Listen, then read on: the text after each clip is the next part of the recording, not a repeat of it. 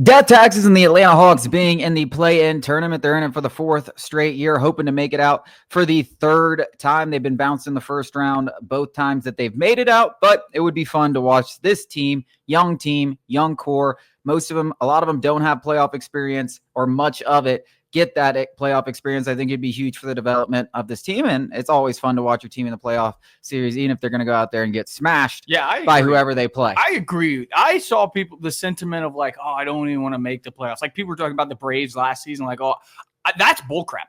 I want to see my team every single year in the playoffs, even if we're going to get schwacked. But I just want to watch my team play. Yeah, I don't care at all. And I watch preseason football games. Yeah, I mean, it's insane. I saw Hawks fans being like, oh, we're just going to get killed by the Celtics or the Cats. Like, so? Who cares? We'll just get to watch our team on the biggest stage in the sport. Like, what is wrong with you people? Like, I will be going to a playoff game if we make it out of the play-in tournament. And I think we have a great opportunity to do it tomorrow night against the Magic, who will be missing Jalen Suggs. Trae Young is, looks like he's bound for 40 and 10, 40 and 15 without Jalen Suggs. So I think they have a really good opportunity there. They obviously play the other two mainstays, one of the other two mainstays. I mean, the entire Eastern play-in has been Hawks, Bulls, Heat every single year.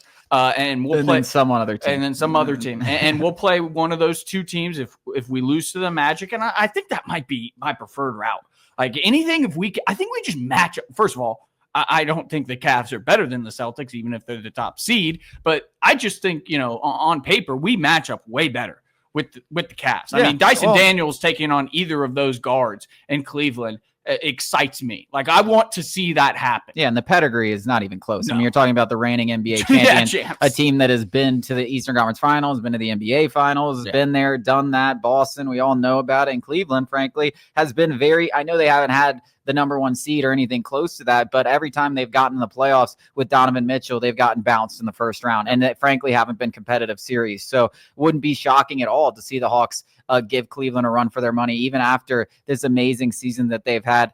But I think overall, I mean, now that the season's over and hopefully, we have at least an exciting, we win a couple games in the first round. I think I'd be happy with that. But I think overall, you got to look at the season as a success. I mean, this was a team that came in with an over-under for wins with 36.5. You didn't know what you were getting in Dyson Daniels. Now he's going to win the Most Improved Player award. That's obviously huge. Zachary Regis-Shea, your number one overall pick. Nobody had any idea of how anyone in this draft was. He looks like far and away the best player in this draft class, and you got something building right there. And Trae Young, most importantly, seems content. Happy. Seems content. Yep. It seems like Onyeka Okongwu finally was named the starter and has played some really good minutes for the Atlanta Hawks. So it seems like you got something. So you win 40 games. You got two young building blocks. Without Jalen Johnson. Yeah. You win more games than you won last year without Jalen Johnson. You got two guys that seem to be rising potential all-stars, but at least very, very good number 2, number 3 players. And then you got Trae Young, who seems happy, and Onyeka Okongwu took the next step.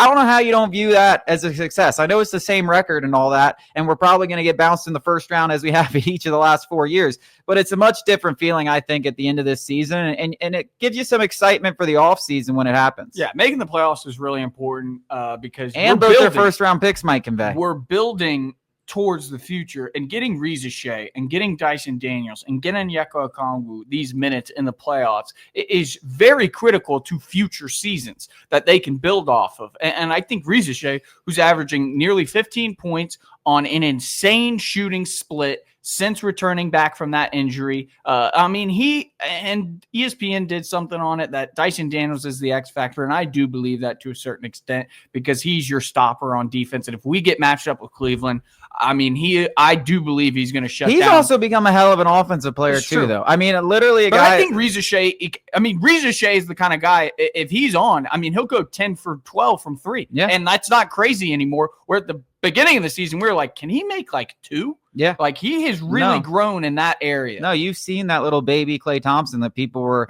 starting to comparing to him. And then at the beginning of the season, they're like, what are you talking about? What? This guy can't shoot. And now, we saw it the other night when he had 38. He was like 9 of 10 from 3, like in the first half. It was insane. So I'm excited. Hopefully they can win this game tomorrow, get in the playoffs. I don't care who they play. I'm excited for whoever they play. I think it was a big step in the right direction for the Atlanta Hawks this season.